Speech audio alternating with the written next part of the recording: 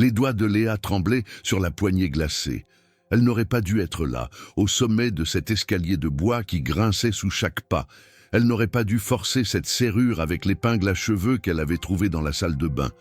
Mais la curiosité était devenue une obsession dévorante depuis qu'elle avait aperçu, la veille au soir, Mathis monter à l'étage en pleine nuit, une bougie à la main, et rester là-haut pendant près d'1 heure.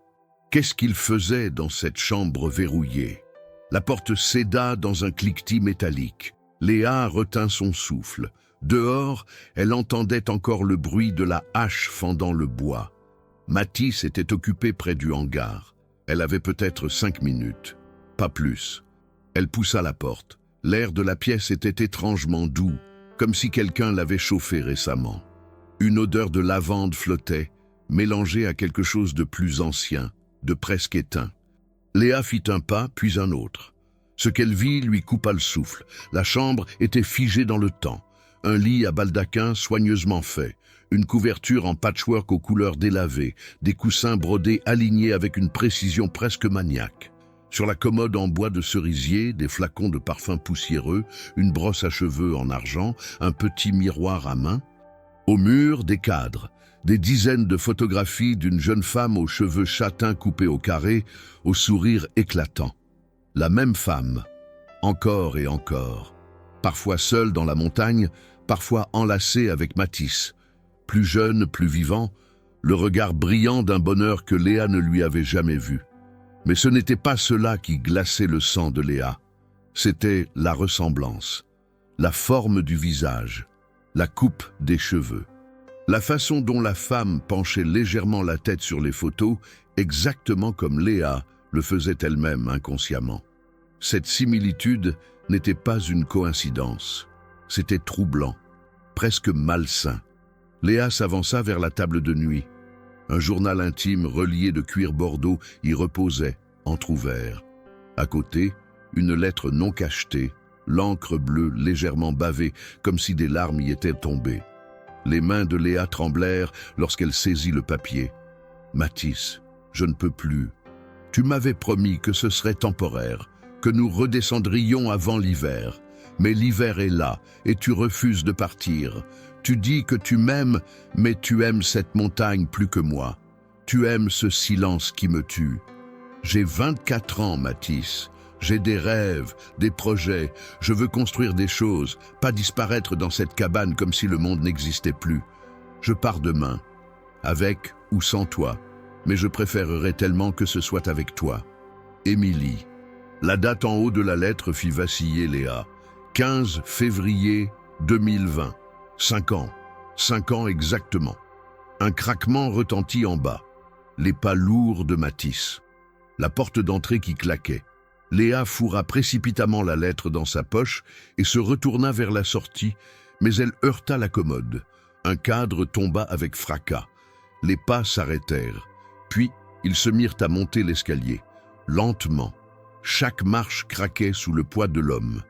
Léa chercha désespérément une cachette, mais la pièce était trop petite, trop exposée.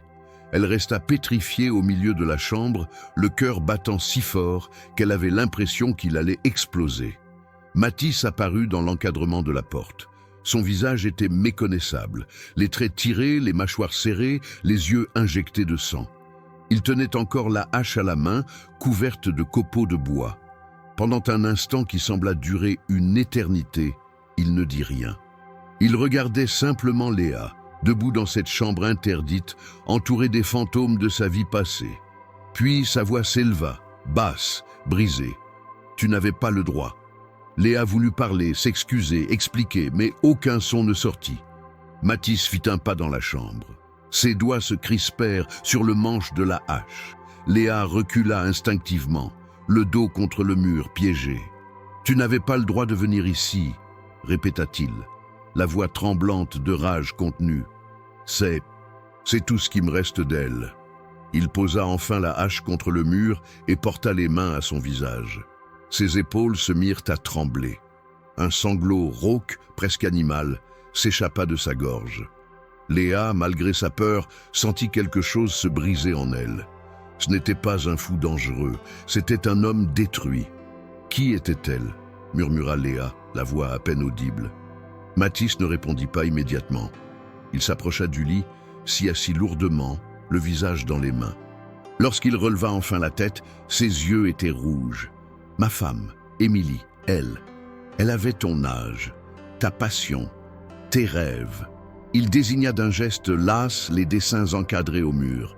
Des croquis d'architecture alpine, des plans de rénovation de vieilles granges, des esquisses de chalets restaurés avec respect des traditions locales. Léa reconnut instantanément ce style, cette sensibilité. C'était exactement le genre de travail qu'elle-même rêvait de faire. Elle était architecte, continua Mathis d'une voix monocorde, brillante, tellement brillante. Elle disait que les vieilles bâtisses de montagne méritaient d'être sauvées, pas remplacées par des complexes touristiques en béton. On s'est rencontrés à Grenoble lors d'une conférence sur la préservation du patrimoine alpin. J'étais charpentier. Je construisais cette cabane depuis 2 ans. Elle est tombée amoureuse de ce projet. Ou peut-être de moi. Je ne sais plus. Il se leva, marcha vers la fenêtre qui donnait sur les montagnes enneigées. La tempête s'était calmée, mais le ciel restait d'un gris menaçant. On s'est mariés en été. Elle a quitté son cabinet à Lyon pour venir vivre ici. Elle disait qu'elle voulait une vie authentique, loin du bruit, loin des compromis. Elle dessinait, je construisais. C'était parfait. Les premiers mois, sa voix se durcit. Puis l'hiver est arrivé, le vrai hiver alpin, celui qui dure 6 mois, celui qui coupe du monde. Les routes bloquées pendant des semaines, pas de réseau, juste nous deux, la neige et le silence. Elle a commencé à changer, à s'éteindre. Elle me disait qu'elle étouffait, qu'elle avait besoin de retourner en ville, au moins l'hiver. Mais moi je ne comprenais pas. Je pensais qu'elle était faible, que si elle m'aimait vraiment, elle supporterait. Je lui disais que les vrais montagnards ne fuyaient pas au premier coup dur. Il frappa du poing contre le mur, faisant trembler les cadres. Quel con j'ai été! Léa sentit sa gorge se serrer. Elle savait ce qui allait suivre. Elle l'avait lu dans la lettre. « Elle est partie », murmura-t-elle. Mathis hocha lentement la tête. Un soir de février, exactement comme aujourd'hui, une tempête de neige, on s'était disputé toute la journée. Elle voulait descendre le lendemain, prendre ses affaires, ne plus revenir. Moi, dans mon orgueil stupide, je lui ai dit « Si tu pars, ne reviens jamais ». Elle a écrit cette lettre. Je ne l'ai trouvée que le lendemain matin, parce que pendant la nuit, elle est partie, à pied, dans la tempête, sans attendre l'aube. Sa voix se brisa. Les gendarmes l'ont retrouvée 3 jours plus tard, à 2 kilomètres d'ici. Elle avait glissé dans un ravin, s'était cassé la jambe. Elle a dû essayer de remonter, de ramper dans la neige. Mais le froid l'a eu avant. Le silence qui suivit était assourdissant. Léa sentait les larmes couler sur ses joues sans pouvoir les retenir. Mathis se retourna lentement vers elle, et pour la première fois depuis son arrivée, elle vit quelque chose de vulnérable dans son regard. Quand tu as frappé à ma porte hier soir, j'ai cru voir un fantôme, la même coupe de cheveux, le même âge, la même lumière dans les yeux quand tu as parlé d'architecture. J'ai failli ne pas t'ouvrir, mais je ne pouvais pas. Je ne pouvais pas laisser quelqu'un mourir dans la neige. Pas une 2e fois. Léa sentit un frisson glacé lui parcourir l'échine. Toute cette étrangeté, ces regards insistants, cette tension, ce n'était pas de la menace, c'était de la culpabilité, de la hantise. Vous vivez encore ici, murmura-t-elle, dans cette cabane, avec tous ces souvenirs. Je ne mérite pas de partir, dit Mathis simplement. C'est ma punition. Restez ici, là où j'ai détruit ce que j'aimais le plus. Il se dirigea vers la porte puis s'arrêta sur le seuil. Tu devrais pouvoir repartir demain. La route sera dégagée au matin. Je t'accompagnerai jusqu'à ton véhicule.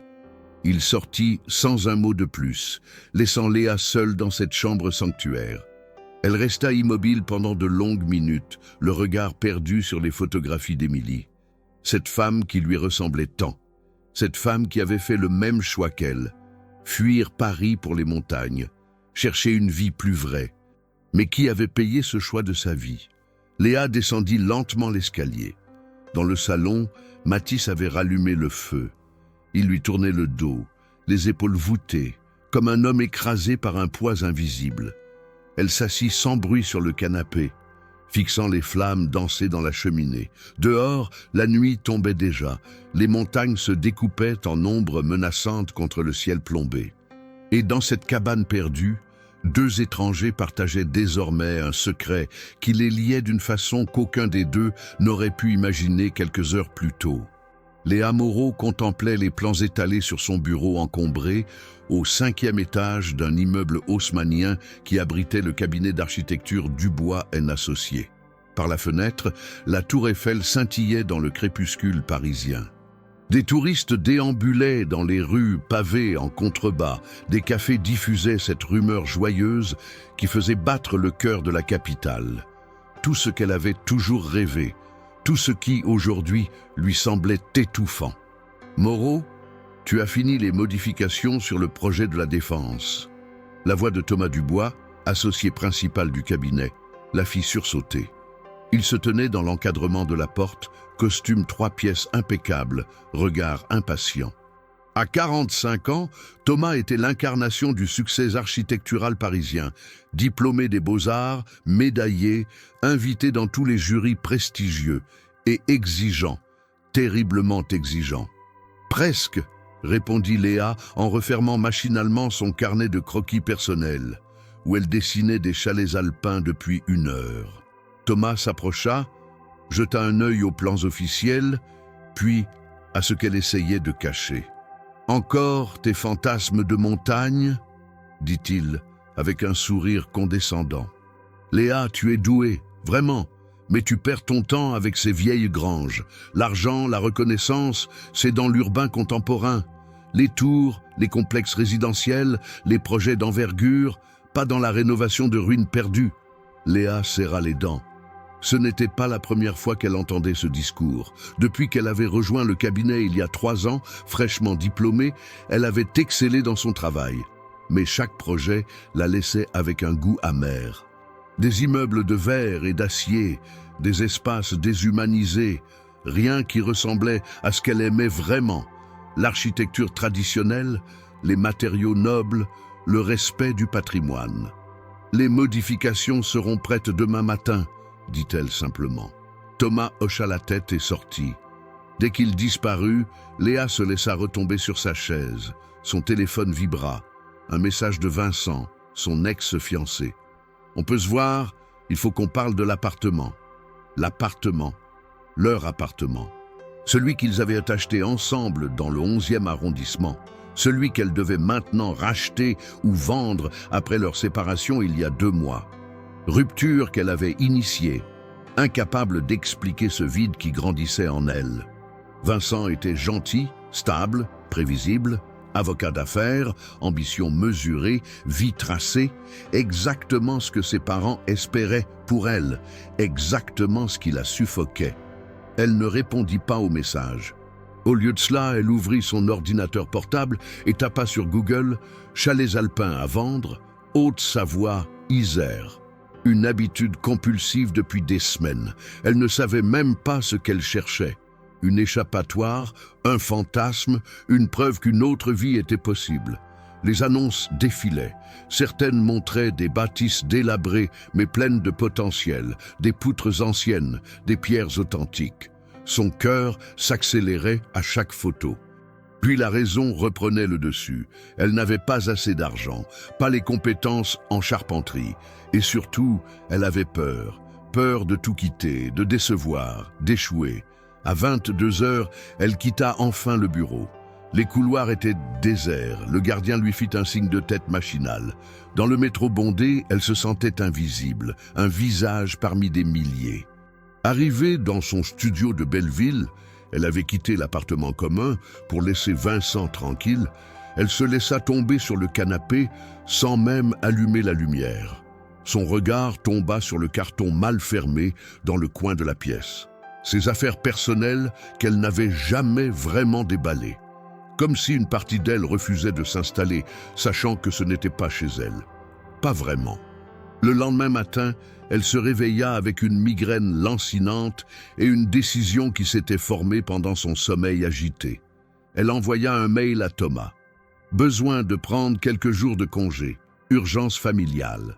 Mensonge. Elle n'avait pas de famille proche. Ses parents étaient décédés dans un accident de voiture quand elle avait 18 ans. Elle n'avait qu'une tante à Marseille, avec qui elle échangeait une carte à Noël. Elle fourra des vêtements dans un sac, prit son ordinateur portable, ses carnets de croquis, et quitta Paris sans prévenir personne. Direction, les Alpes. Pas de destination précise, juste l'envie de rouler et de s'éloigner, de respirer un air qui ne sentait pas le diesel et l'ambition frustrée. La Renault Clio de Léa avalait les kilomètres d'autoroute avec un ronronnement régulier.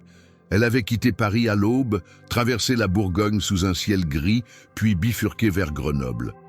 À mesure qu'elle s'éloignait de la capitale, quelque chose en elle se desserrait. Les immeubles laissaient place aux champs, puis aux collines, enfin aux premières montagnes. Elle ne savait pas où elle allait. Elle avait simplement suivi les panneaux. Chambéry, Albertville, puis une route secondaire qui serpentait entre les vallées. Le GPS indiquait un petit village nommé Saint-Étienne-de-Cuines. Elle n'y était jamais allée. Elle ne connaissait personne là-bas. C'était exactement ce qu'elle voulait. À 15 heures, elle s'arrêta dans un café de montagne à flanc de route. L'endroit sentait le bois brûlé et le fromage fondu. Une dizaine de tables, des nappes à carreaux rouges, des photos de sommets enneigés au mur. Derrière le comptoir, une femme d'une 60aine d'années, cheveux gris attachés en chignon, essuyait des verres. « Un café, s'il vous plaît », demanda Léa en s'installant près de la fenêtre. La femme la servit avec un sourire chaleureux. « Vous êtes en vacances ? On peut dire ça. Vous avez choisi le bon moment. La neige est magnifique cette année. Mais attention, les routes peuvent être traîtresses en fin de journée. D'où venez-vous ? Paris. La femme eut un petit rire. Ah, Paris. Mon fils y travaille. Il dit qu'il étouffe. Moi, je ne pourrais jamais vivre là-bas. Trop de bruit, trop de monde. Ici, on a la paix. Léa hocha la tête en fixant son café. La paix, c'était exactement ce qu'elle cherchait. Mais était-ce vraiment possible de tout plaquer pour ça ? Elle passa l'heure suivante à bavarder avec la propriétaire.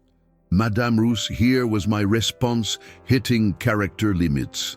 Let me continue. Roussel, qui lui raconta l'histoire du village, des familles de montagnards, des traditions qui se perdaient parce que les jeunes partaient tous en ville. Elle mentionna aussi les vieilles fermes abandonnées dans les hauteurs, ces bâtisses solides que personne n'entretenait plus. « Ah, c'est dommage !» soupira Madame Roussel. « Ces maisons ont 150 ans. Elles pourraient durer encore un siècle si quelqu'un s'en occupait. Mais aujourd'hui, les gens veulent du neuf, du moderne. Ils ne voient pas la beauté de l'ancien. » Les mots résonnèrent en Léa comme un écho de ses propres pensées. En repartant, elle remercia chaleureusement la vieille dame et reprit la route. Le ciel commençait à s'assombrir. Elle avait prévu de trouver un hôtel dans la vallée, mais quelque chose la poussait à continuer plus haut, plus loin. C'était une erreur. Les premiers flocons tombèrent alors que Léa abordait un col étroit.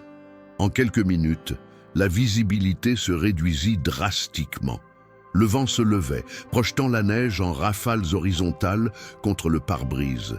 Les essuie-glaces peinaient à suivre le rythme. « Merde !» murmura Léa en agrippant le volant. Elle chercha un endroit pour faire demi-tour, mais la route était trop étroite, bordée d'un côté par la paroi rocheuse, de l'autre par un précipice qu'elle devinait plus qu'elle ne le voyait. Continuer. Elle devait continuer jusqu'à trouver un élargissement. Mais les roues commencèrent à patiner. La petite Clio n'était pas équipée pour ces conditions. Léa sentit la voiture déraper légèrement, se redressa, dérapa encore. Le cœur battant, elle tenta d'accélérer doucement, mais les pneus tournaient dans le vide, s'enfonçant dans la neige fraîche qui s'accumulait à une vitesse folle. Coincée, elle coupa le moteur, le ralluma. Rien. Les roues patinaient. Elle était bloquée. Le froid s'infiltrait déjà dans l'habitacle. Elle chercha son téléphone. Aucun réseau. Évidemment, elle était au milieu de nulle part, sur une route secondaire que personne n'empruntait en pleine tempête. La panique commença à monter. Combien de temps avant que quelqu'un ne passe? Des heures, des jours. Elle pensa à Madame Roussel qui l'avait mise en garde. Elle pensa à Vincent qui lui disait toujours qu'elle était impulsive, irréfléchie. Il avait raison. Qu'est-ce qu'elle foutait là? C'est alors qu'elle l'aperçut, une lueur faible entre les arbres, à une centaine de mètres de la route. Une lumière qui tremblotait comme une flamme de bougie. Une habitation. Sans réfléchir, Léa sortit de la voiture. Le froid la gifla instantanément. Elle n'avait qu'une veste légère, totalement inadaptée. La neige lui arrivait déjà aux genoux. Chaque pas était une lutte. Le vent lui coupait le souffle, projetait des cristaux de glace contre son visage. Elle avançait en titubant, les mains tendues devant elle, aveuglée par les flocons. La lumière disparut, réapparut. Léa panique à l'idée de la perdre. Elle accéléra, trébucha contre une racine cachée, s'étala de tout son long dans la neige. Le froid mordait sa peau. Ses doigts étaient déjà gourds. Elle se releva péniblement, cracha la neige qui lui emplissait la bouche. Là, la cabane était juste devant elle. Elle se traîna jusqu'à la porte massive en bois, frappa de toutes ses forces. Aucune réponse. Elle frappa encore, jusqu'à ce que ses poings soient engourdis. Des larmes de frustration et de peur coulaient sur ses joues gelées. « S'il vous plaît !» cria-t-elle, la voix brisée par le vent. « S'il vous plaît, ouvrez !» Un silence, puis des pas lourds à l'intérieur. La porte s'entr'ouvrit de quelques centimètres. Un visage apparut. Un homme, la cinquantaine, barbe de plusieurs jours, regard méfiant. « Qui êtes-vous »« Ma voiture, coincée dans la neige. Pas de réseau. S'il vous plaît. » Léa tremblait tellement qu'elle peinait à articuler. L'homme hésita. Son regard la détailla, passa de son visage gelé à ses vêtements inadaptés, puis par-dessus son épaule vers la tempête qui faisait rage. Enfin, il s'effaça. « Entrez !» Léa ne se fit pas prier. Elle franchit le seuil en titubant. La chaleur de l'intérieur lui fit l'effet d'un choc. Elle s'effondra presque, retenue par une main ferme sur son bras. L'homme referma la porte derrière elle, bloquant le hurlement du vent. « Asseyez-vous près du feu » ordonna-t-il sans douceur. Il désigna un canapé usé devant une cheminée où crépitaient des bûches. Léa obéit, trop épuisée pour parler. L'homme disparut dans une pièce adjacente, revint avec une épaisse couverture en laine qu'il jeta sur elle sans un mot. Puis il prépara du thé dans une bouilloire noircie, en versa dans une tasse ébréchée, la lui tendit. « Buvez, lentement. » Léa entoura la tasse de ses mains tremblantes, laissa la vapeur réchauffer son visage. La première gorgée lui brûla la gorge, mais c'était une brûlure bienvenue. Pendant plusieurs minutes, aucun d'eux ne parla. L'homme s'était installé dans un fauteuil en face d'elle, les bras croisés, l'observant avec une intensité qui mettait Léa mal à l'aise. « Merci, » murmura-t-elle enfin. « Je ne sais pas ce que j'aurais fait si... Vous seriez morte de froid d'ici 1 heure, » coupa-t-il simplement. « Qu'est-ce que vous faites sur cette route par ce temps ? Je ne savais pas que la tempête arriverait si vite. Je voulais juste rouler un peu. » Il eut un sourire sans joie. Les Parisiens, toujours à sous-estimer la montagne. Léa fronça les sourcils. « Comment savez-vous que je viens de Paris ? Votre accent, et puis vos vêtements. Personne ici ne monterait en montagne avec une veste en tissu en février. » Il se leva, alla chercher une bûche qu'il jeta dans le feu, faisant jaillir une gerbe d'étincelles. « Je m'appelle Mathis. Vous resterez ici cette nuit. Demain, si la tempête se calme, je vous accompagnerai jusqu'à votre voiture. On verra si elle redémarre. Je m'appelle Léa. Je ne veux pas vous déranger. » Trop tard. Il y avait une sécheresse dans sa voix qui n'invitait pas à la discussion. Léa hocha la tête, se recroquevilla sous la couverture. Elle observa la pièce pour la première fois. C'était une cabane spacieuse, construite entièrement en bois massif. Des poutres apparentes soutenaient le plafond cathédral. Une bibliothèque débordait de livres anciens. Pas de télévision, pas d'ordinateur visible. Juste une vieille radio sur une étagère et quelques lampes à pétrole. Sur une étagère, partiellement cachée, Léa aperçut un cadre. Elle plissa les yeux. Une photo, une jeune femme souriante, et cette ressemblance troublante qui lui donna froid dans le dos. Mathis suivit son regard. Son visage se ferma instantanément. C'est l'heure de dormir, dit-il abruptement. Vous prenez le canapé. Les toilettes sont au fond. Ne montez pas à l'étage. Pourquoi? Parce que je vous le demande. Il se leva et monta l'escalier de bois sans ajouter un mot, disparaissant dans l'obscurité du second niveau. Léa entendit une porte se fermer, puis le silence retomba, troublé seulement par le crépitement du feu et le hurlement incessant du vent dehors. Elle resta immobile sous sa couverture, le regard fixé sur les flammes. Quelque chose n'allait pas. Cette cabane isolée, cet homme solitaire et bourru, cette photo, cette interdiction de monter à l'étage. Qu'est-ce qu'elle était venue chercher ici, exactement? Et surtout, qu'allait-elle découvrir? Léa ne dormit pas cette nuit-là. Elle resta allongée sur le canapé, les yeux rivés au plafond de bois, écoutant chaque craquement de la cabane sous les assauts du vent. La tempête faisait rage dehors, sifflant à travers les interstices invisibles, projetant des rafales de neige contre les fenêtres avec un bruit de grêle. Mais ce n'était pas la tempête qui l'empêchait de dormir. C'était le silence à l'étage. Mathis ne faisait aucun bruit, pas de pas, pas de mouvement, rien, comme s'il retenait son souffle, comme s'il écoutait lui aussi. Vers 3 heures du matin, Léa entendit enfin quelque chose. Une porte qui s'ouvrait doucement, puis des pas feutrés dans le couloir. Elle ferma immédiatement les yeux, fit semblant de dormir. Les marches de l'escalier gémirent sous un poids. Mathis descendait. Elle entr'ouvrit à peine les paupières, juste assez pour voir sa silhouette se découper dans la lueur mourante du feu. Il ne venait pas vers elle. Il se dirigeait vers la fenêtre, écartait légèrement le rideau, scrutait l'obscurité extérieure. Pendant combien de temps resta-t-il ainsi? 10 minutes? 20? Léa n'aurait su le dire. Mais elle voyait la tension dans ses épaules, la façon dont ses doigts se crispaient sur le rebord de la fenêtre. Il cherchait quelque chose, ou quelqu'un.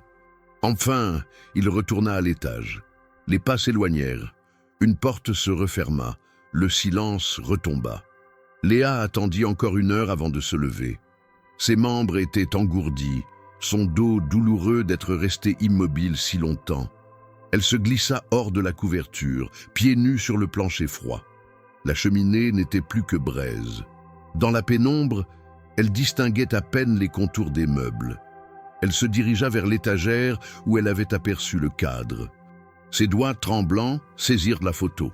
À la faible lueur des braises, elle examina le visage de la femme. 25 ans environ. Cheveux châtains coupés au carré, exactement comme les siens. Yeux noisettes pétillants. Un sourire qui illuminait tout le visage. Elle portait un pull en laine épais et se tenait devant cette même cabane, en été apparemment, les montagnes verdoyantes en arrière-plan. Quelqu'un l'avait photographiée en train de rire, surprise par l'objectif.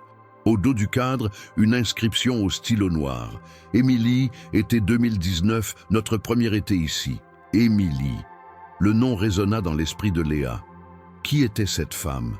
Sa femme, sa sœur. Et pourquoi Mathis conservait-il cette photo comme une relique, tout en vivant seul dans cette cabane isolée? Un craquement dans l'escalier la fit sursauter. Elle reposa précipitamment le cadre, mais trop tard. Mathis était là, en haut des marches, le regard fixé sur elle. Il ne dit rien. Il descendit lentement, chaque marche craquant sous son poids, et s'arrêta à 3 mètres d'elle. « Je vous ai dit de ne pas fouiller », dit-il d'une voix neutre, presque résignée. Je ne fouillais pas. Je n'arrivais pas à dormir. Mentez mieux que ça. Léa serra les poings. Elle en avait assez de cette tension, de ces non-dits. Qui est-elle? Pourquoi vous vivez seul ici? Et pourquoi vous me regardez comme si j'étais un fantôme? Mathis ne répondit pas immédiatement. Il alla ranimer le feu, jetant une nouvelle bûche qui prit rapidement, éclairant la pièce d'une lumière orangée dansante. Puis il s'assit dans son fauteuil, les coudes sur les genoux, le regard perdu dans les flammes. « Vous lui ressemblez, » dit-il finalement. « C'est troublant. La première fois que j'ai ouvert cette porte et que je vous ai vu, j'ai cru que j'étais devenu fou, que la montagne m'avait rendu fou, que c'était elle qui revenait. Qui était-elle? Ma femme, Émilie Vernet, architecte, brillante, passionnée, morte il y a 5 ans, Le mot morte tomba comme une pierre dans l'eau immobile. Léa sentit sa gorge se serrer. Je suis désolé. Mathis eut un rire amer. Tout le monde est désolé. Les gendarmes étaient désolés. Les collègues d'Émilie étaient désolés. Sa mère était désolée. Mais personne n'était là quand elle est partie dans la tempête. Personne sauf moi. Et je l'ai laissé partir. Il se leva brusquement, filait 100 pas comme une bête en cage. On s'est disputé ce soir-là, encore, comme tous les jours depuis des semaines. Elle voulait redescendre en ville, reprendre son travail, revoir ses amis. Moi, je voulais qu'elle reste. Je pensais qu'elle abandonnerait notre rêve, notre projet. Je lui ai dit qu'elle était lâche, qu'elle ne comprenait rien à ce qu'on construisait ici. Sa voix se brisa. Elle m'a dit qu'elle étouffait, que je l'aimais moins qu'elle ne m'aimait, que je préférais cette cabane, cette solitude, à elle. Et moi, dans ma fierté stupide, je lui ai répondu. Alors pars. Elle est montée à l'étage, a écrit une lettre, et pendant la nuit, elle est partie, à pied, dans une tempête comme celle d'aujourd'hui. Léa porta une main à sa bouche. Mon Dieu! Les secours l'ont cherché pendant 3 jours. C'est un randonneur qui l'a trouvée dans un ravin à 2 kilomètres d'ici. Elle avait glissé, s'était brisé la jambe. Elle a essayé de remonter, de ramper. On a suivi ses traces dans la neige. Elle a lutté pendant des heures, mais le froid a gagné. Il se tourna vers Léa et elle vit dans ses yeux une douleur si profonde qu'elle en eut le vertige. Je l'ai tuée, pas de mes mains, mais de mon égoïsme. J'ai tué la seule personne qui m'ait jamais vraiment aimé. Vous ne pouviez pas savoir qu'elle partirait cette nuit-là. Si, je le savais. Elle me l'avait dit 100 fois. Mais je pensais qu'elle bluffait, que si je tenais bon, elle finirait par accepter. J'ai joué avec sa vie comme si c'était un jeu de pouvoir, et j'ai perdu. Il retourna s'asseoir, le visage entre les mains. Léa resta debout, ne sachant que dire, que faire. Une part d'elle voulait le réconforter. Une autre part avait peur. Peur de cet homme brisé, de sa culpabilité toxique, de la façon dont il la regardait comme si elle était la réincarnation de sa femme morte. « Pourquoi vous êtes resté ici ?» murmura-t-elle. « Parce que je ne mérite pas de partir. Cette cabane, c'était notre rêve. Je l'ai construite pendant 2 ans avant de rencontrer Émilie. Elle est tombée amoureuse de ce projet, de cette idée d'une vie simple en montagne. On allait restaurer d'autres bâtisses ensemble, créer un atelier de rénovation patrimoniale. Mais j'ai transformé le rêve en prison. Alors maintenant, je purge ma peine. C'est absurde. Vous vous punissez pour quelque chose qui était un accident tragique, certes, mais ce n'était pas un accident, explosa Mathis. C'était un meurtre par négligence, par arrogance, par amour déformé et égoïste, et je me punis parce que c'est ce que je mérite. Le silence qui suivit était lourd, oppressant. Dehors, le vent hurlait toujours, mais il semblait avoir légèrement faibli. L'aube ne devait plus être très loin. Léa retourna s'asseoir sur le canapé, emmitouflée dans sa couverture. Elle pensait à Émilie, cette femme qu'elle n'avait jamais connue, mais qui lui ressemblait tant. Cet architecte qui avait voulu fuir la ville pour les montagnes, exactement comme elle. Cette femme qui avait payé ce choix de sa vie. « Vous faites quoi dans la vie ?» demanda soudain Mathis, brisant le silence. « Je suis architecte. À Paris. » Il eut un rire sans joie. « Bien sûr. Évidemment, l'univers a un sens de l'humour cruel. J'étais en train de tout plaquer, avoua Léa sans savoir pourquoi. Mon travail, ma vie parisienne, mes projets. Je ne supporte plus les tours de verre, les complexes résidentiels, l'architecture déshumanisée. Je voulais restaurer de vieilles bâtisses, des fermes alpines, des chalets traditionnels. Exactement ce qu'Émilie voulait faire apparemment. Mathis la fixa intensément. « Vous fuyez Paris ? » ?»« Oui. » »« Pour venir où ? » ?»« Je ne sais pas. N'importe où. Ici. Ailleurs. Quelque part où je pourrais respirer. Et qu'est-ce qui vous fait croire que la montagne sera différente ? Demanda-t-il durement. Vous pensez que fuir résoudra vos problèmes ? Que changer de décor changera qui vous êtes ? Je ne fuis pas mes problèmes. Je cherche juste autre chose. C'est exactement ce qu'Émilie disait.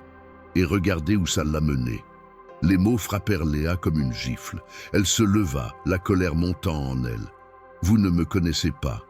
Vous ne savez rien de ma vie, de mes choix. Et ce qui est arrivé à votre femme n'était pas de sa faute, c'était de la vôtre. Parce que vous ne l'avez pas écoutée, parce que vous avez mis votre vision avant ses besoins. Alors, ne projetez pas votre culpabilité sur moi. Mathis se leva à son tour, les poings serrés. Pendant un instant, Léa crut qu'il allait exploser. Mais à la place, quelque chose se brisa dans son regard. Il se rassit lourdement, comme vidé de toute énergie. « Vous avez raison, murmura-t-il. Je suis désolé, je n'aurais pas dû. Vous n'êtes pas elle. Vous êtes juste une inconnue coincée par la tempête, et je vous traite comme si vous étiez responsable de mes fantômes. » Léa se radoucit légèrement. Elle se rassit aussi, mais garda une distance prudente. « Pourquoi vous ne partez pas? Vraiment? Pourquoi rester ici, seul, avec tous ces souvenirs? Parce que si je pars, j'admets que tout ça n'avait aucun sens. Que j'ai détruit ma vie et celle d'Émilie pour rien. Au moins ici, je peux me dire que je garde vivant ce qu'on a construit. Même si c'est une illusion pathétique. Émilie aurait voulu que vous restiez prisonnier ici? Mathis leva les yeux vers elle, surpris par la question. Non, elle aurait voulu que je vive, qu'elle vive, qu'on vive ensemble, ailleurs, autrement. Mais on n'a plus ce choix. Vous l'avez encore. Il ne répondit pas. Le feu crépitait. Dehors, les premières lueurs de l'aube commençaient à percer à travers les nuages. La tempête s'essoufflait enfin. Dans quelques heures, Léa pourrait partir. Retourner à sa voiture, redescendre dans la vallée, reprendre sa fuite, sa recherche, son propre chemin. Mais quelque chose avait changé dans cette cabane, quelque chose qu'aucun des deux n'aurait pu anticiper. Mathis prépara un petit déjeuner simple. Café noir, pain de campagne, confiture de myrtille maison, fromage de chèvre local. Ils mangèrent en silence, assis à la table de bois massif. Par la fenêtre, les montagnes se révélaient sous la lumière blanche du matin. La tempête était passée, laissant derrière elle un paysage immaculé, presque irréel dans sa beauté. « Je vais aller déneiger votre voiture », dit Mathis en terminant son café. « Si elle redémarre, vous pourrez partir d'ici midi. »« Merci », répondit simplement Léa. Elle l'aida à rassembler les outils, pelle, chaîne, câble de démarrage. Ils s'équipèrent de vêtements chauds. Mathis lui prêta une parka épaisse, des gants fourrés, des bottes.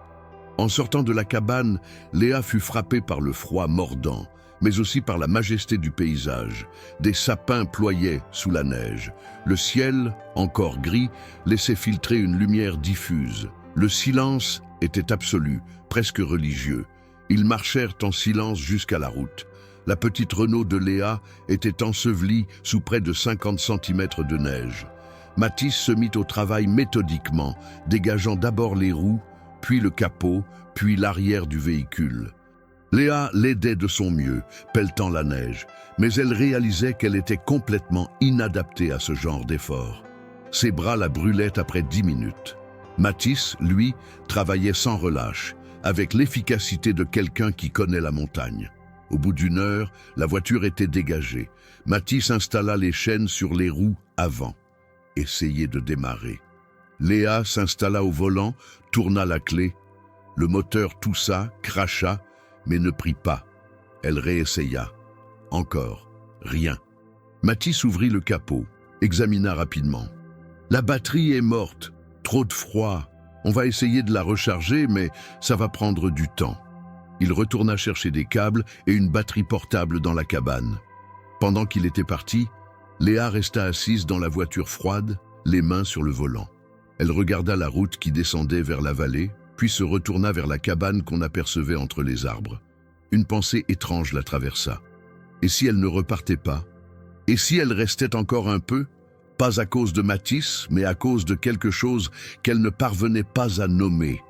Une intuition, un sentiment que ce lieu, cet homme brisé, cette histoire tragique, avait quelque chose à lui apprendre. Mais c'était ridicule. Elle ne le connaissait pas, et il était clairement traumatisé, dangereux peut-être. Non, elle devait partir dès que possible.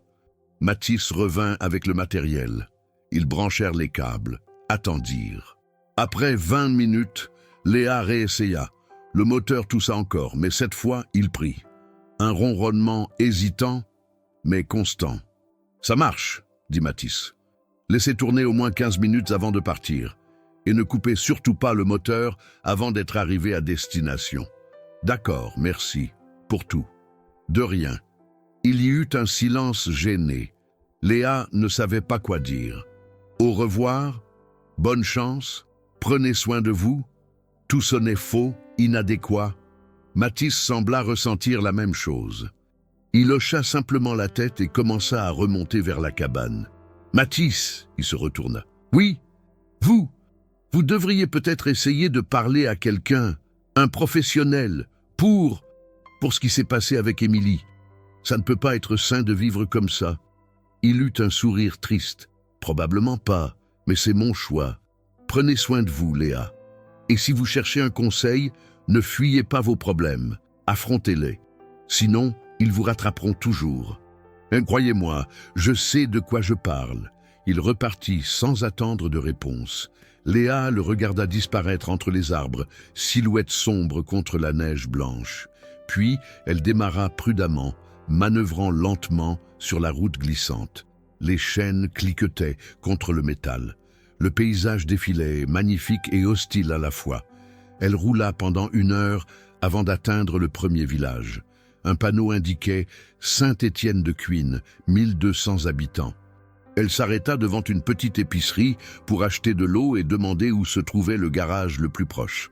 La vendeuse, une femme d'une 40aine d'années, lui indiqua un mécanicien à 2 rues de là. « Vous avez été prise dans la tempête ?» demanda-t-elle avec sympathie. « Oui, heureusement j'ai trouvé un abri. »« Où ça ?»« Une cabane dans les hauteurs. Un homme nommé Mathis m'a hébergé. » Le visage de la femme changea imperceptiblement. Un mélange de surprise et de quelque chose d'autre. De la pitié. « Mathis Vernet ?» demanda-t-elle doucement. « Oui, vous le connaissez ?» La femme hésita, puis se pencha légèrement par-dessus le comptoir, baissant la voix comme si elle partageait un secret. « Tout le monde le connaît ici. C'était un charpentier réputé dans la région. Puis il y a eu l'histoire avec sa femme. Depuis, il ne descend presque plus au village. Certains disent qu'il est devenu fou de chagrin, d'autres qu'il se punit. Moi, je pense surtout qu'il est perdu. Que s'est-il passé exactement? Sa femme, Émilie, est morte il y a 5 ans. Elle s'est perdue dans une tempête. On ne connaît pas tous les détails, mais les gens parlent. Ils disent que le couple se disputait beaucoup, qu'elle voulait partir, qu'il refusait. Après sa mort, Mathis s'est muré dans le silence. Il vient au village 1 fois par mois pour acheter des provisions, mais il ne parle à personne. Il paie, il part. C'est triste, vraiment. C'était quelqu'un de bien avant. Léa sentit son cœur se serrer. Elle remercia la femme et sortit, troublée. Tout ce que Mathis lui avait raconté était donc vrai. Ce n'était pas le délire d'un homme dérangé, mais une tragédie bien réelle, connue de tous ici. Elle se rendit au garage. Le mécanicien, un homme jovial d'une 50aine d'années, examina rapidement la voiture. La batterie est faible, mais elle tiendra encore un peu. Je vous conseille de la changer dès que vous serez arrivé à destination. Où allez-vous? Bonne question. Où allait-elle? Retourner à Paris, continuer sa fuite, trouver un hôtel quelque part et réfléchir. Je ne sais pas encore, avoua-t-elle. Il y a un petit hôtel sympa ici au village, la Bergerie, propre, pas cher, si vous voulez prendre le temps de réfléchir. Merci, je vais y réfléchir. Elle paya, remercia le mécanicien et roula lentement dans les rues étroites du village. C'était un endroit charmant, typiquement alpin, chalet en bois et pierre, toit pentu, volets peints de couleurs vives. Une église du XVIIe siècle trônait sur la place centrale. Des gens marchaient tranquillement, se saluaient, s'arrêtaient pour bavarder. Une vie simple, loin de l'agitation parisienne. Léa se gara devant l'hôtel La Bergerie. C'était un bâtiment ancien, joliment restauré, avec des jardinières de fleurs séchées aux fenêtres. Elle hésita, puis elle coupa le moteur. Elle avait besoin de temps. Temps pour digérer ce qui s'était passé dans cette cabane, temps pour comprendre ce qu'elle cherchait vraiment, et peut-être temps pour aider un homme brisé à trouver un peu de paix. Ou peut-être se mentait-elle à elle-même.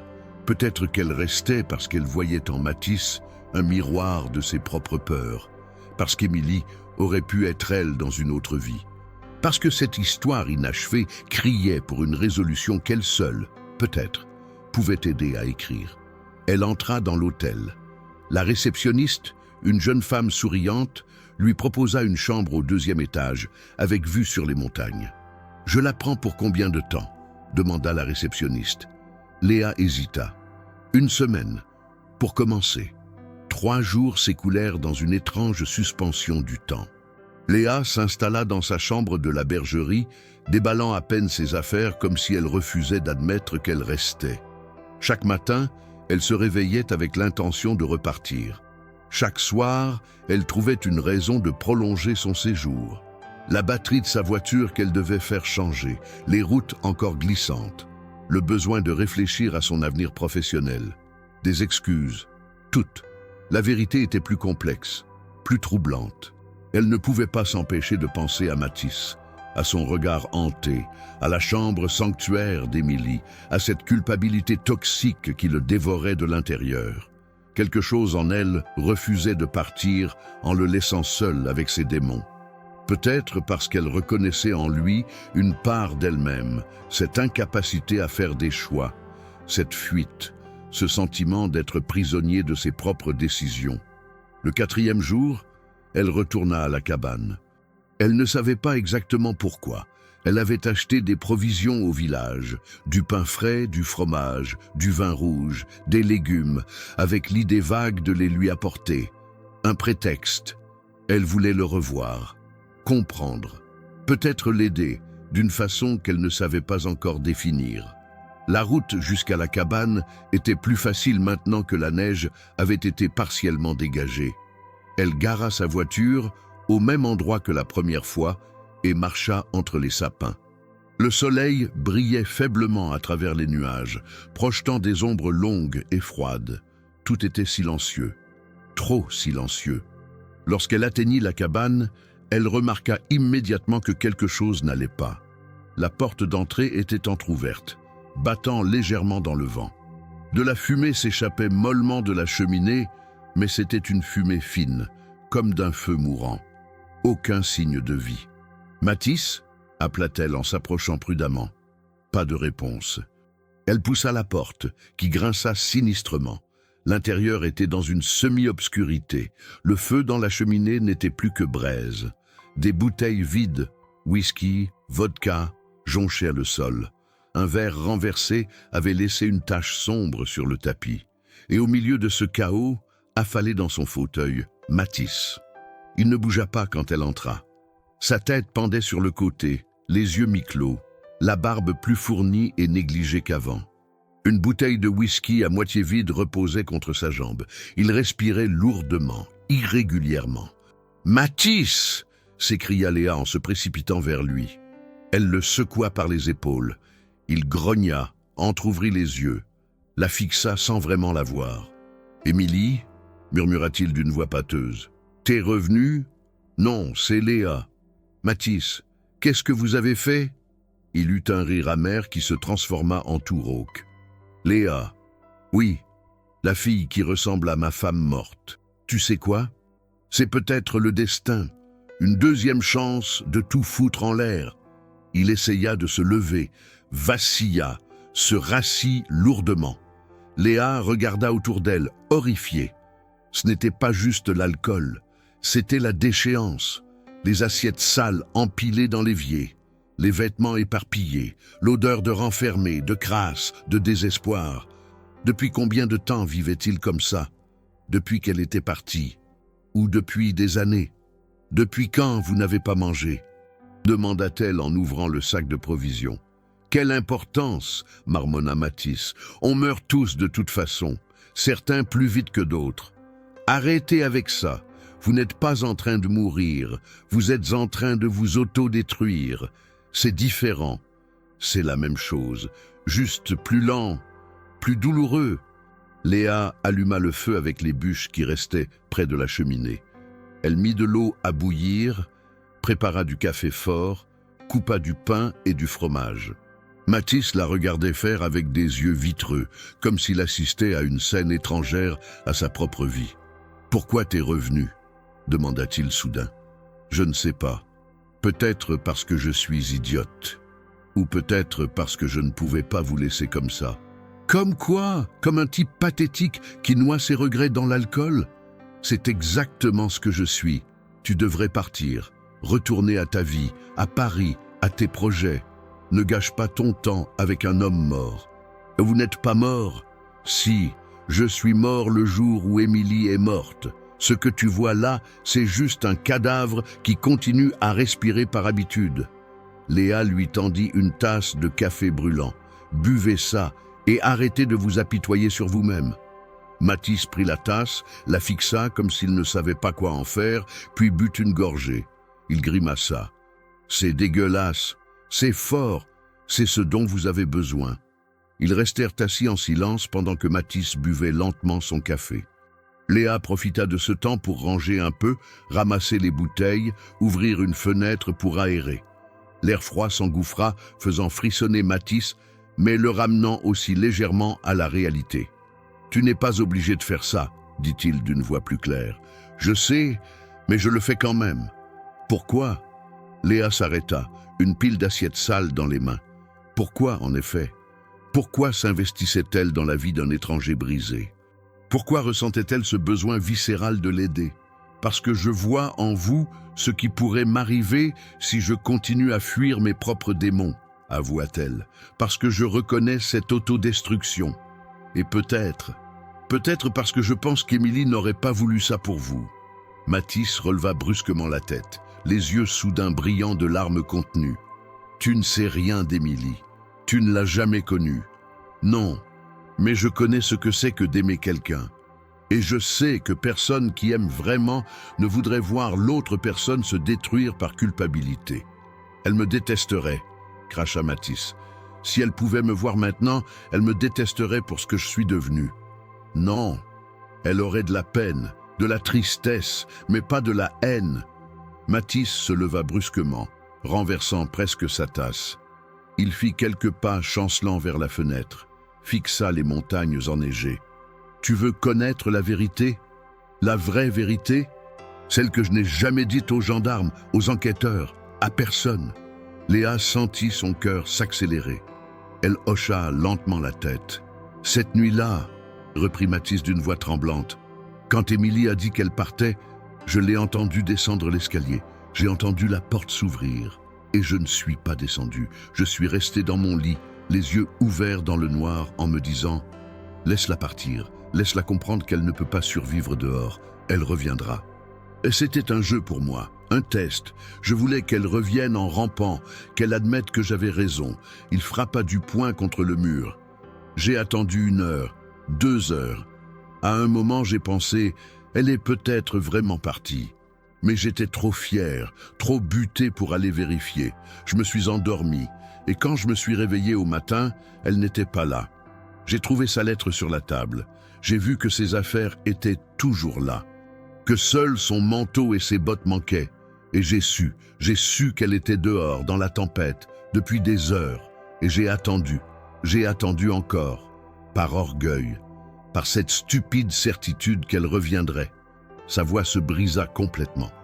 Je suis allé prévenir les gendarmes seulement à midi. Midi, Léa, alors qu'elle était partie depuis 10 heures.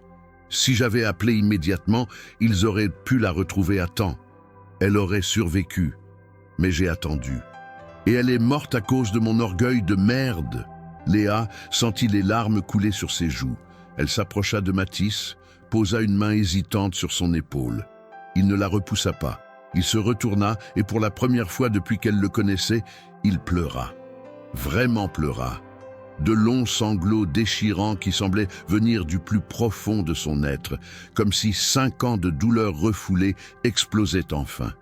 Léa le serra dans ses bras, maladroitement, ne sachant pas quoi dire.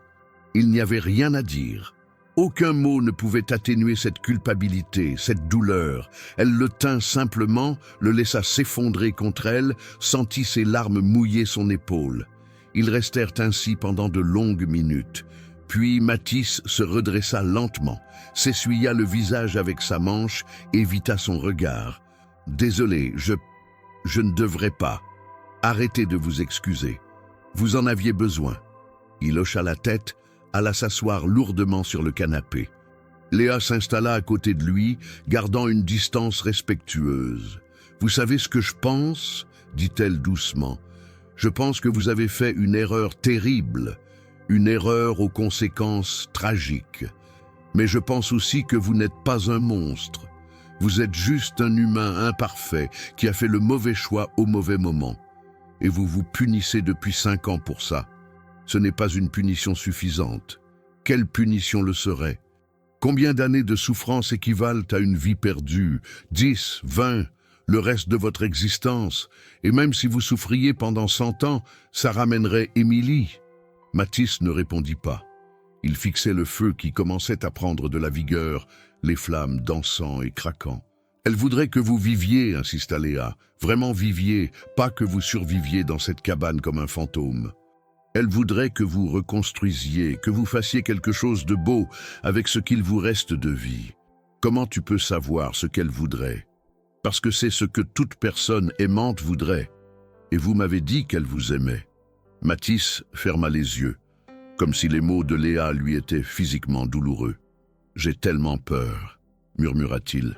« Peur que si je lâche prise, si j'arrête de me punir, ça signifie que sa mort n'avait aucune importance, que je l'oublie, que je continue ma vie comme si elle n'avait jamais existé.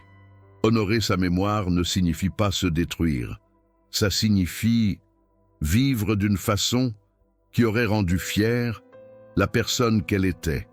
Est-ce qu'elle serait fière de vous voir comme ça? Non? Alors changez. Je ne sais pas comment. On apprend, ensemble, un jour à la fois. » Mathis ouvrit les yeux, la regarda vraiment pour la première fois. « Pourquoi tu fais ça? Pourquoi tu t'investis dans la vie d'un étranger brisé ?» Léa prit une grande respiration. « Parce que je fuis aussi. Je fuis Paris, mon travail, mon ex-fiancé, mes choix. Je fuis vers quelque chose que je n'ai pas encore trouvé. Et peut-être que vous aider à trouver la paix m'aidera à trouver mon propre chemin, ou peut-être que je suis juste folle, je ne sais pas encore. » Un fantôme de sourire passa sur les lèvres de Mathis. « On est 2 fuyards, alors. » Apparemment, ils restèrent assis côte à côte, regardant le feu. Dehors, la nuit commençait à tomber, teintant les montagnes de nuances violettes et grises. Léa savait qu'elle devrait bientôt repartir au village. Les routes seraient dangereuses dans le noir. Mais quelque chose avait changé dans cette cabane. Une fissure s'était ouverte dans le mur que Mathis avait construit autour de lui. Et pour la première fois depuis des jours, Léa sentait qu'elle avait peut-être une raison d'être ici. Avant de partir, Léa demanda quelque chose qui la surprit elle-même. « Montrez-moi la chambre. La vraie chambre. Pas juste un coup d'œil rapide. Montrez-moi qui elle était vraiment. » Mathis hésita longuement. Puis il hocha la tête et se leva. Ils montèrent l'escalier ensemble. Il ouvrit la porte que Léa avait forcée quelques jours plus tôt. La pièce était exactement comme elle s'en souvenait, figée dans le temps, sanctuaire d'une vie interrompue. Mathis alluma une lampe à pétrole qui projeta une lumière douce et dansante. Il s'approcha de la commode, ouvrit un tiroir, en sortit des carnets, une dizaine au moins, reliés de cuir coloré. « Ces journaux, » dit-il, en les tendant à Léa. Elle écrivait tous les jours. Ses pensées, ses rêves, ses projets. Léa les prit avec révérence, comme des objets sacrés. Elle s'assit sur le bord du lit et ouvrit le premier carnet, daté de 2018. L'écriture était fine, élégante, légèrement penchée vers la droite. 15 mars 2018.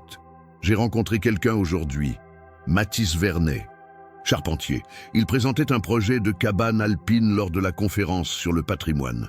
C'était magnifique, Pas un de ces chalets kitsch pour touristes, mais quelque chose d'authentique, respectueux des techniques traditionnelles, tout en étant moderne dans sa conception. J'ai bavardé avec lui après. Il a des mains énormes, calleuses, mais quand il parle de son travail, il y a une douceur dans ses yeux. Je crois que je viens de tomber amoureuse de deux choses, son projet et lui. Léa continua à lire, sautant des pages, suivant l'histoire d'amour naissante entre Émilie et Mathis. Les premiers rendez-vous, la découverte mutuelle, les projets qu'ils échafaudaient ensemble. L'excitation d'Émilie à l'idée de quitter la ville pour les montagnes.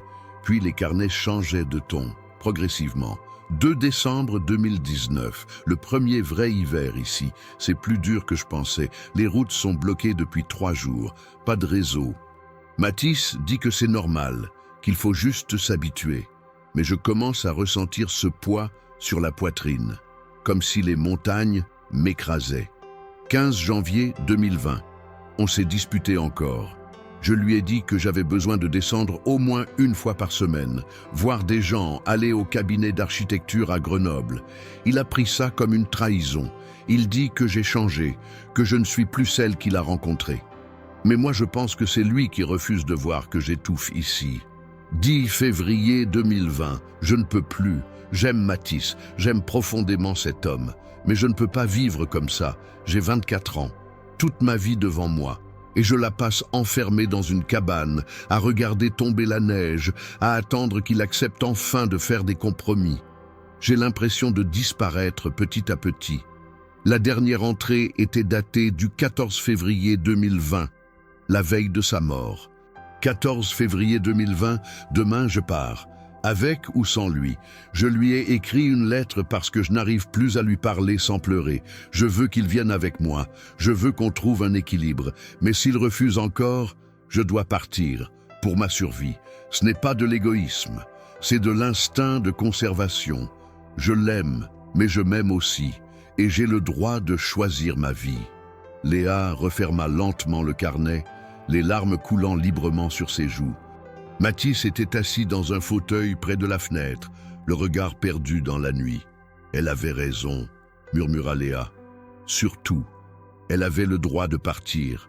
Elle avait le droit de choisir. »« Je sais », dit simplement Mathis. « Je l'ai toujours su, mais je ne pouvais pas accepter que mon rêve n'était pas le sien, que mon bonheur la tuait à petit feu. Elle vous aimait, vous savez. C'est évident dans chaque mot.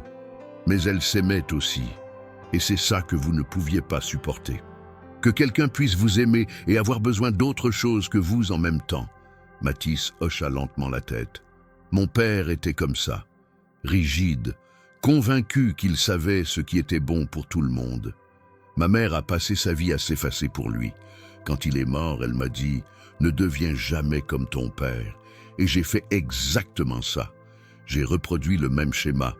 Il se leva, s'approcha de la fenêtre, posa sa main sur la vitre froide. La dernière chose qu'Émilie m'a dite avant de monter ce soir-là, c'était « Je te demande juste d'écouter, vraiment écouter. » Et je ne l'ai pas fait. Je l'ai entendu, mais je ne l'ai pas écouté. Il y a une différence. Léa posa les carnets sur le lit, se leva et rejoignit Mathis près de la fenêtre. Vous ne pouvez pas changer le passé. Mais vous pouvez choisir ce que vous faites du temps qu'il vous reste. Vous pouvez honorer sa mémoire en devenant l'homme qu'elle espérait que vous deveniez. Quelqu'un qui écoute, qui fait des compromis, qui laisse les autres respirer. C'est trop tard. Pour elle, oui, mais pas pour vous. Et peut-être pas pour d'autres personnes dans votre vie. Future. Mathis se tourna vers elle, et dans ses yeux, Léa vit quelque chose qu'elle n'avait pas encore vu, une lueur minuscule d'espoir, fragile, presque imperceptible, mais présente. « Tu reviendras ?» demanda-t-il doucement. « Oui, si vous voulez. Je veux. » Léa sourit, un sourire triste mais sincère. « Alors je reviendrai. » Léa roula lentement dans la nuit noire, les phares de sa voiture trouant l'obscurité. Son esprit bouillonnait. Elle pensait à Émilie, cette femme qu'elle n'avait jamais connue, mais qu'elle comprenait intimement. Cet architecte qui avait voulu vivre sa passion, qui avait aimé un homme difficile, qui avait fait le choix terrible mais nécessaire de partir. Elle pensait aussi à elle-même, à Vincent, son ex-fiancé, qu'elle avait quitté sans vraiment expliquer pourquoi. À son travail à Paris qu'elle avait fui comme on fuit un incendie, à tous ces choix qu'elle repoussait, par peur, par indécision, par cette conviction paralysante qu'il fallait que tout soit parfait avant d'agir. Émilie lui avait appris quelque chose à travers ses carnets. On ne peut pas attendre la permission pour vivre sa vie. On ne peut pas attendre que les autres changent. On ne peut pas sacrifier ses rêves sur l'autel de l'amour, aussi profond soit-il. Mais Émilie lui avait aussi appris autre chose, plus sombre, que parfois, faire le bon choix ne garantit pas une fin heureuse, que la vie peut être cruelle, arbitraire, injuste, qu'on peut tout faire correctement et quand même perdre. Arrivée à l'hôtel, Léa monta directement dans sa chambre. Elle s'allongea sur le lit sans se déshabiller, fixant le plafond. Son téléphone vibra. Un message de Thomas, son patron à Paris. « Léa, ça fait 1 semaine. J'ai besoin de savoir si tu reviens ou si je dois trouver quelqu'un d'autre pour le projet de la défense. Appelle-moi. » Elle fixa le message pendant de longues minutes. Puis elle tapa une réponse, la supprima, en tapa une autre, la supprima encore. Finalement, elle éteignit son téléphone sans répondre. Demain. Elle prendrait une décision demain. Ou peut-être après-demain. Ou peut-être quand elle aurait compris ce qu'elle faisait vraiment ici, dans ce village perdu, à essayer de sauver un homme qu'elle connaissait à peine. À moins que ce ne soit elle-même qu'elle essayait de sauver. La frontière entre les deux devenait de plus en plus floue. Les 2 semaines qui suivirent transformèrent quelque chose de fondamental dans la vie de Léa et de Mathis. Quelque chose d'invisible mais de profondément réel, comme une fissure qui s'ouvre lentement dans la glace et laisse enfin passer l'eau en dessous. Léa retournait à la cabane presque chaque jour, pas par obligation, mais par un besoin qu'elle ne cherchait plus à comprendre. Chaque matin, elle se réveillait dans sa chambre d'hôtel avec la même question. Pourquoi je fais ça? Et chaque matin, elle se levait quand même, achetait du pain frais à la boulangerie du village, prenait sa voiture et remontait vers les hauteurs. Mathis ne buvait plus, du moins, il essayait. Les premières journées furent difficiles. Léa le trouva plusieurs fois tremblant, en sueur, incapable de tenir une tasse sans la renverser. Les symptômes du sevrage. Elle resta avec lui prépara des tisanes, l'obligea à manger, à marcher dehors, à respirer l'air froid qui brûlait les poumons mais nettoyait l'esprit. Ils parlaient, des heures entières, de tout et de rien, de leurs vies avant, de leurs regrets, de leurs rêves avortés. Mathis lui raconta son enfance dans une ferme alpine, son père autoritaire, sa mère effacée. Comment il avait appris la charpenterie avec son grand-père, le seul homme qu'il avait vraiment écouté. Comment il avait construit cette cabane avec l'idée folle qu'ici, loin du monde, il pourrait créer quelque chose de pur, d'authentique.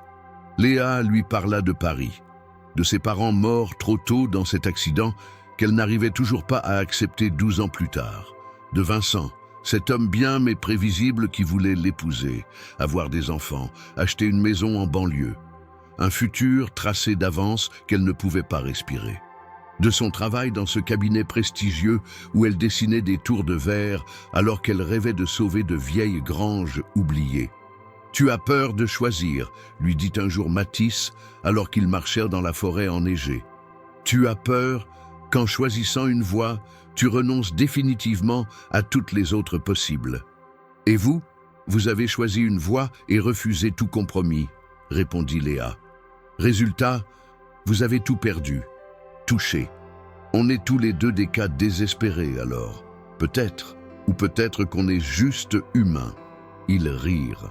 C'était la première fois que Mathis riait vraiment depuis qu'elle le connaissait. Un rire franc, libéré, presque surpris de s'entendre lui-même. Le son se propagea dans la forêt silencieuse comme une bénédiction. C'était Léa qui eut l'idée. Elle était en train d'examiner la structure de la cabane, prenant des notes dans son carnet, comme elle le faisait machinalement, quand elle réalisa quelque chose. « Mathis, cette cabane, elle est magnifique. La conception, les matériaux, l'intégration dans le paysage. C'est exactement le genre de projet qu'Émilie voulait promouvoir. Mathis leva les yeux de la bûche qu'il était en train de fendre. Et alors? Pourquoi vous ne le faites pas?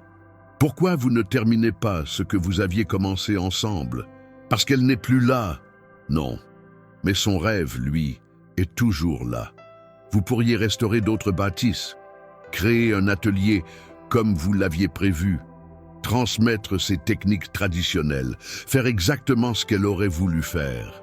Mathis planta sa hache dans le billot, s'essuya le front. Je ne peux pas tout seul. Qui a dit que vous seriez seul? Il la regarda, surpris. Qu'est-ce que tu veux dire? Léa prit une grande respiration. Ce qu'elle s'apprêtait à dire était fou, complètement fou, mais pour la première fois depuis des années, ça lui semblait juste. Je veux dire que je pourrais rester, pas pour toujours, pas de façon permanente, mais je pourrais t'aider à monter ce projet, les plans, les demandes de subventions, le marketing, la création d'un site web, tout ce qui est administratif et architectural. Toi, tu t'occupes du travail manuel, de l'enseignement. On pourrait créer quelque chose de beau, en mémoire d'Émilie. Mathis resta silencieux pendant ce qui sembla une éternité. Puis, il secoua la tête. Tu ne peux pas sacrifier ta vie pour un rêve qui n'est même pas le tien. Tu ferais la même erreur qu'Émilie. Tu t'effacerais pour quelqu'un d'autre.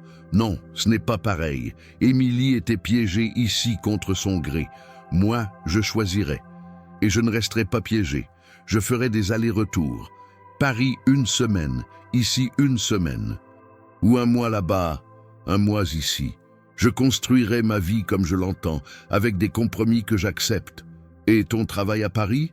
Je vais démissionner. Je devrais l'avoir fait il y a des mois. Ce travail me détruit à petit feu. Exactement comme cette cabane détruisait Émilie. La différence, c'est que moi, je pars avant qu'il ne soit trop tard. Mathis s'approcha d'elle, la regarda intensément. Tu es sûr? Vraiment sûr? Parce que je ne veux pas être responsable d'une autre vie gâchée. Tu ne serais pas responsable, je le serais. De mes choix, de mes décisions, c'est ça la différence. Et pour la première fois depuis longtemps, je me sens vivante en prenant une décision.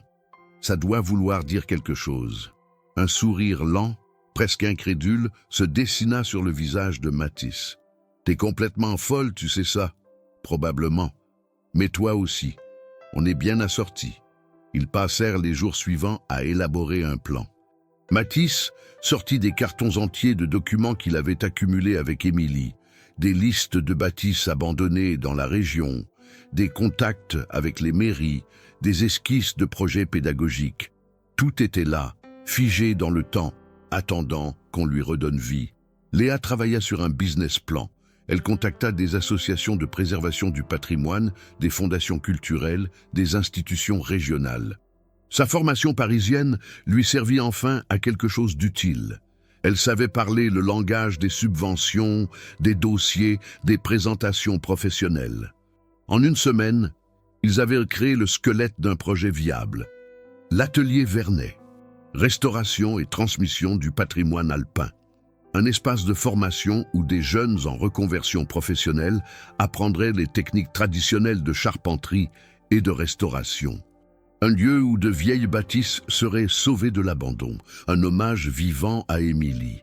Elle aurait adoré ça, dit Mathis un soir, alors qu'il regardait les plans étalés sur la table. Vraiment, c'est exactement ce qu'elle voulait créer. Alors, créons-le, pour elle, mais aussi pour nous. Mathis hocha la tête.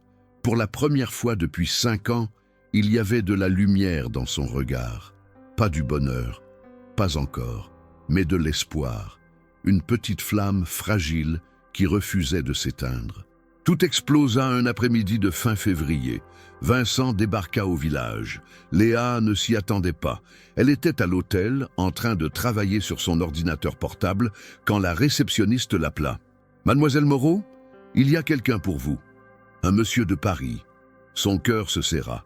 Elle descendit au hall et le vit.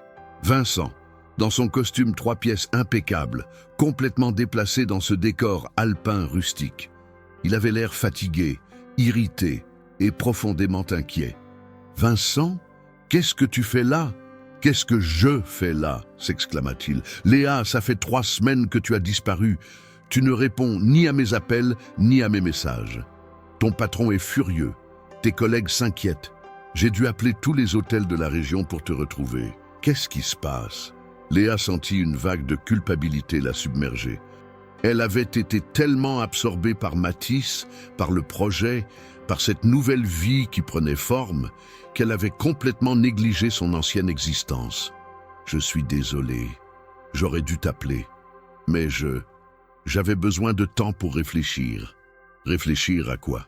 Léa, on a une vie à Paris, un appartement, des amis. Tu as une carrière brillante. Et tu laisses tout tomber pour... Pourquoi? Pour te cacher dans les montagnes? Je ne me cache pas. Je construis quelque chose. Quoi? Qu'est-ce que tu construis? Léa hésita.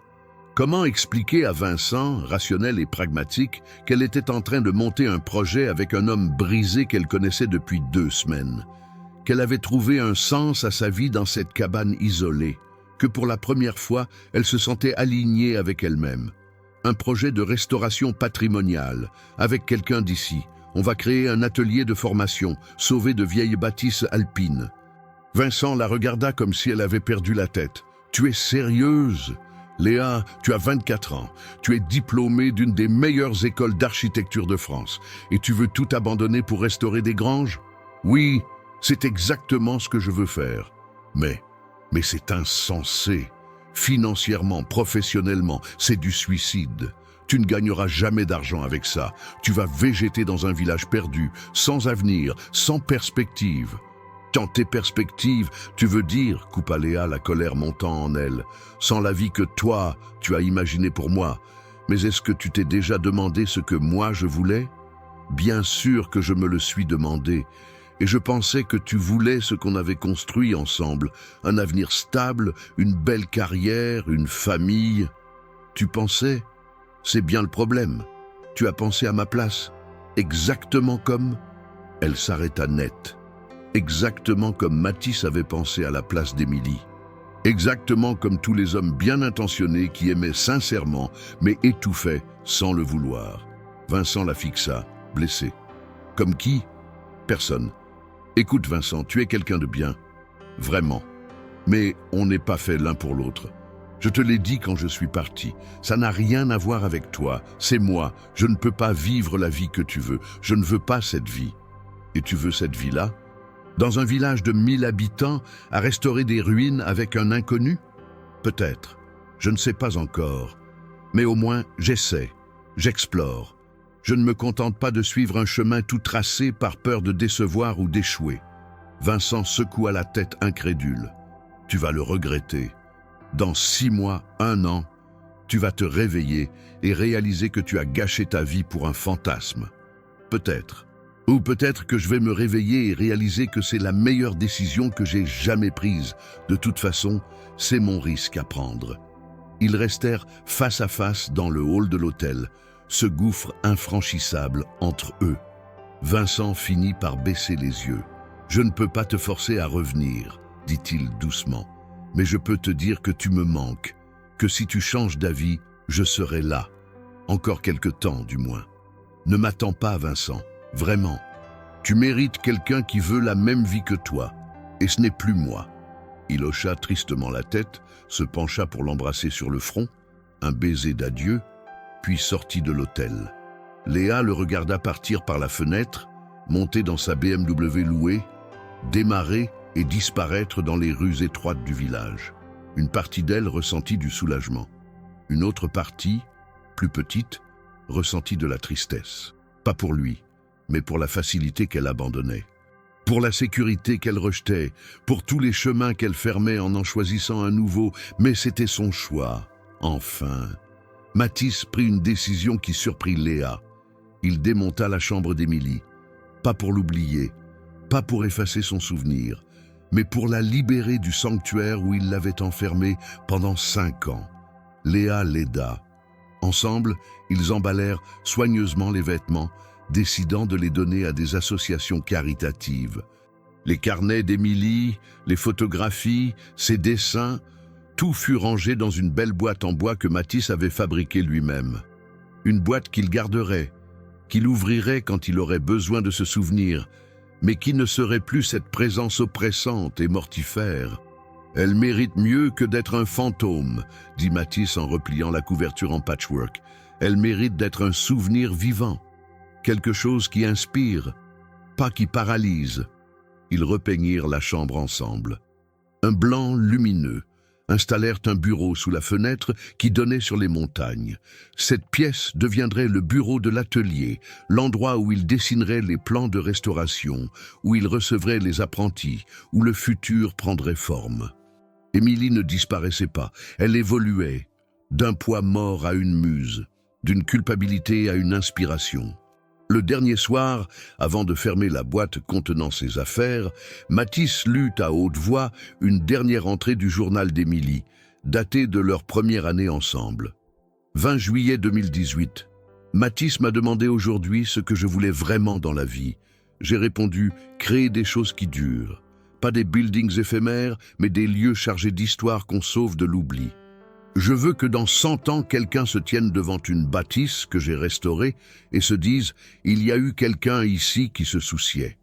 C'est tout ce que je demande. Laisser une trace de soin dans ce monde trop pressé. Matisse referma doucement le carnet, le plaça dans la boîte. « On va faire ça pour elle, dit-il d'une voix claire.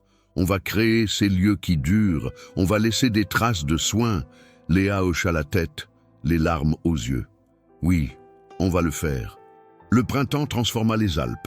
La neige fondit progressivement, révélant des prairies d'un vert éclatant, des fleurs sauvages explosant en taches de couleur. Les torrents gonflés dévalaient les pentes avec une énergie joyeuse. Les oiseaux revenaient, emplissant l'air de leurs chants. L'atelier Vernet était officiellement né. La première bâtisse qu'ils avaient choisi de restaurer était une ancienne ferme à 10 km de la cabane de Matisse. Abandonnée depuis 15 ans, elle s'écroulait doucement, recouverte de végétation. Mais la structure était encore solide, les murs de pierre tenaient bon, les poutres maîtresses, bien que fatiguées, pouvaient être sauvées. Ils avaient obtenu une subvention régionale et un partenariat avec une école de formation professionnelle. 3 jeunes en reconversion, un ancien comptable, une infirmière burnée, un musicien sans emploi, avaient rejoint le projet comme premiers apprentis. Matisse leur enseignait les techniques traditionnelles, comment tailler une poutre, assembler des joints sans clous, restaurer une toiture en lauze. Léa gérait l'administratif, mais participait aussi aux travaux. Elle avait appris à tenir un marteau, à lire le grain du bois, à sentir quand une structure était compromise. Ses mains, autrefois douces et soignées, étaient maintenant calleuses et marquées d'échardes. Elle n'avait jamais été aussi fatiguée. Elle n'avait jamais été aussi heureuse. Paris semblait appartenir à une autre vie. Elle y retournait une fois par mois pour régler des affaires, voir quelques amis, maintenir un lien avec le monde urbain. Mais à chaque fois, elle ressentait le soulagement en revenant dans les montagnes. L'air y était plus pur, les gens y parlaient de plus lentement. La vie y avait un rythme qui correspondait enfin à son propre tempo intérieur. Un après-midi de mai, alors qu'il prenait une pause déjeuner sur le chantier, Matisse demanda soudain « Tu regrettes ?» Léa, assise sur une poutre, une tartine de fromage à la main, le regarda avec surprise. « Regretter quoi ? Paris, ta carrière, Vincent, tout ce que tu as abandonné. » Elle réfléchit honnêtement. « Non, je ne regrette pas. Parfois j'ai peur que ça ne marche pas, que le projet échoue, que j'ai fait le mauvais choix. Mais regretter, non. Parce que pour la première fois de ma vie, j'ai l'impression d'être exactement là où je dois être. » Matisse sourit. Un vrai sourire, lumineux, qui effaçait des années de douleur. « Émilie aurait aimé ça, dit-il. Elle aurait aimé te connaître. Vous êtes pareille, en fait, courageuse, têtue, refusant de vous conformer. Sauf que moi, j'ai eu la chance d'avoir quelqu'un qui m'a écouté, répondit doucement Léa. Quelqu'un qui a appris de ses erreurs. Matisse détourna le regard, ému. J'essaie. Chaque jour, j'essaie d'être l'homme que j'aurais dû être pour elle. Et peut-être qu'un jour, je me pardonnerai vraiment. Peut-être. Ou peut-être que le pardon n'est pas le but. Peut-être que le but, c'est juste de vivre mieux, d'honorer sa mémoire en créant quelque chose de beau. Philosophe maintenant? Non, juste une architecte qui a enfin compris ce qu'elle voulait construire. Ils finirent leur déjeuner en silence, regardant les apprentis reprendre le travail, écoutant les coups de marteau résonner dans la vallée. C'était un son de vie, de création, de futur. La ferme restaurée fut inaugurée un samedi de début juin. La mairie avait organisé une petite cérémonie. Des journalistes locaux étaient présents. Des habitants du village, curieux, étaient venus voir ce projet étrange qui redonnait vie à une ruine. Mathis et Léa avaient préparé une exposition dans l'ancienne étable transformée en salle de réception. Des photographies avant, après, des explications sur les techniques utilisées, des dessins d'Émilie, encadrés avec soin. Au centre, une plaque sobre. En mémoire d'Émilie Vernet, 1995-2020, architecte passionnée par la préservation du patrimoine alpin, ce projet est son rêve devenu réalité. La mère d'Émilie était venue. Une femme élégante d'une 60aine d'années, les cheveux gris coiffés en chignon, les yeux rougis, mais le sourire courageux. Mathis ne l'avait pas vue depuis l'enterrement. Ils se tinrent face à face pendant un long moment, incapables de parler. Puis elle le serra dans ses bras. « Merci », murmura-t-elle. « Merci de ne pas l'avoir oublié. Merci d'avoir fait ça. » Mathis pleura, doucement, silencieusement. Léa détourna le regard, leur laissant ce moment intime de réconciliation. Plus tard, pendant les discours, le maire parla de patrimoine, de tradition, d'avenir. Mathis remercia les apprentis, les financeurs, la communauté. Puis, ce fut au tour de Léa. Elle n'avait pas préparé de discours. Elle parla simplement, du cœur. Il y a 3 mois, j'étais perdu. Je fuyais une vie qui ne me correspondait pas, sans savoir où aller. J'ai été prise dans une tempête, littéralement et métaphoriquement. Cette tempête m'a mené ici, dans ce village, auprès de gens qui m'ont appris qu'on peut reconstruire après la destruction, qu'on peut honorer le passé sans y rester prisonnier, que choisir sa vie, vraiment la choisir, est l'acte le plus courageux et le plus nécessaire qu'on puisse faire. Elle regarda Mathis, puis la plaque d'Émilie. Cette ferme est plus qu'un bâtiment restauré. C'est la preuve qu'après chaque tempête, même la plus violente, on peut reconstruire. Différemment, mieux, avec les leçons apprises et le respect de ce qui a été perdu. Émilie voulait créer des lieux chargés de soins. C'est ce que nous avons fait et c'est ce que nous continuerons à faire. Des applaudissements éclatèrent, modestes, chaleureux, sincères. Ce n'était pas la reconnaissance d'un grand cabinet parisien. Ce n'était pas la une d'un magazine d'architecture. Mais c'était réel, c'était tangible, c'était suffisant. L'été avait encore transformé les montagnes. Léa se tenait devant la cabane, leur cabane maintenant, d'une certaine façon, regardant le soleil se coucher sur les sommets. Mathis était à côté d'elle, une bière à la main, détendue comme elle ne l'avait jamais vue. L'atelier Vernet fonctionnait bien.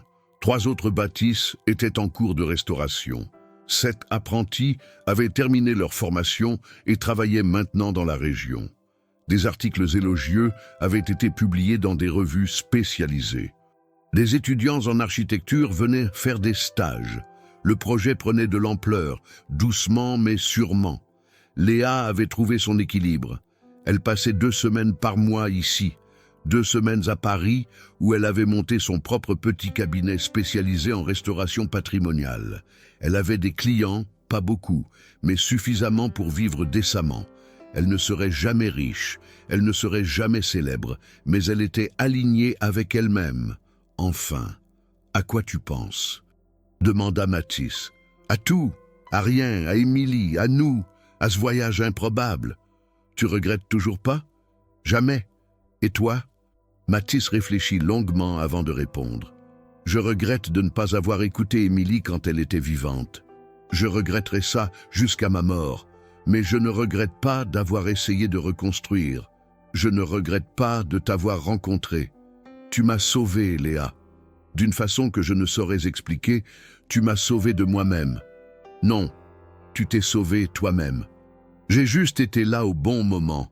Peut-être. Ou peut-être que certaines rencontres arrivent exactement quand elles doivent arriver. » Ils restèrent en silence, regardant le ciel virer du rose à l'orange, puis au violet. Les montagnes se découpaient en silhouettes massives et rassurantes.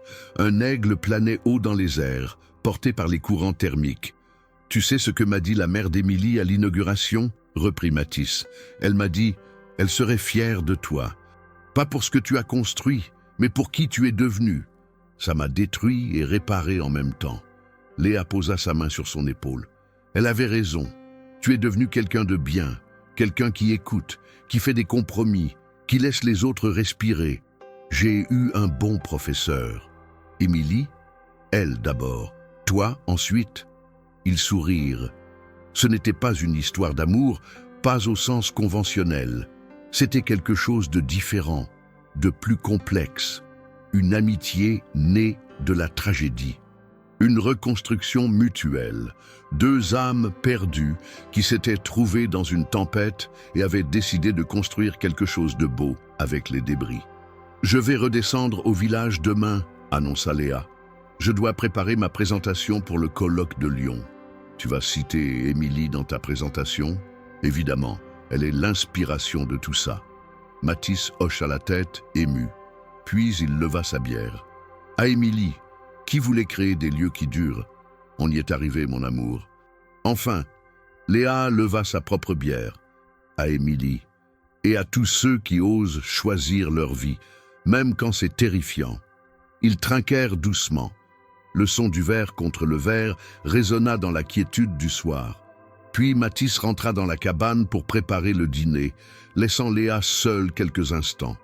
Elle sortit son téléphone, regarda la dernière photo qu'elle avait prise, la ferme restaurée, baignée de lumière dorée, les apprentis souriant devant leur travail accompli.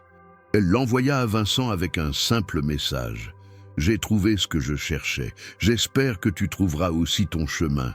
Merci de m'avoir laissé partir. » Il répondit presque immédiatement. « Je suis content pour toi, vraiment. Prends soin de toi, Léa. » Elle sourit, rangea le téléphone. Certaines histoires se terminent bien, pas de la façon dont on l'imaginait, mais bien quand même. Ce n'était pas un conte de fées. Personne ne vivrait heureux pour toujours.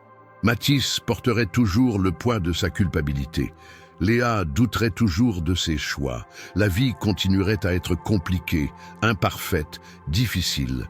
Mais ils étaient vivants, vraiment vivants, construisant, créant, honorant le passé sans y rester enchaînés. Et parfois, dans ce monde chaotique et cruel, c'était déjà une victoire magnifique. Le vent du soir souffla doucement, portant avec lui l'odeur des sapins et des prairies fleuries. Quelque part dans ces montagnes, le souvenir d'Émilie flottait, léger maintenant, libéré, non plus un fantôme, mais une étoile. Quelque chose qui guide dans la nuit, sans retenir dans l'obscurité. Léa rentra dans la cabane où Mathis préparait une soupe aux légumes du jardin. Ils dînèrent ensemble, parlant de tout et de rien, riant des bêtises des apprentis, planifiant les projets futurs. C'était simple, c'était ordinaire, c'était exactement ce qu'ils avaient tous les deux besoin. Et dehors, les montagnes veillaient, éternelles et indifférentes, témoins silencieux de toutes les vies qui se construisaient et se défaisaient à leurs pieds. Elles avaient vu Émilie partir dans la tempête.